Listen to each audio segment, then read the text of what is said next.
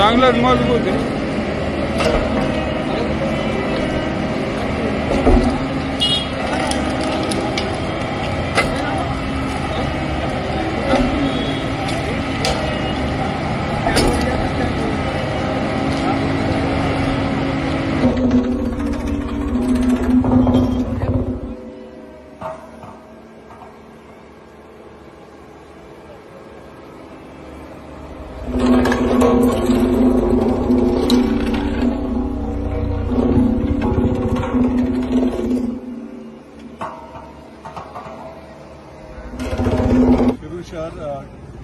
Shirur police अंतर्गत येणारे traffic विभाग यांनी ही कारवाई केलेली आहे.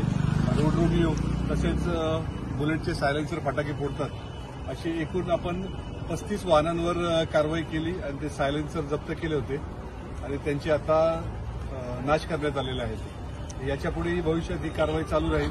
जर कोणी असं करताना आढळून आलं फटाके फोडताना किंवा रोड रोमिओ सारखे कामं करताना तर त्यांच्यावर सक्त कारवाई करण्यात येईल.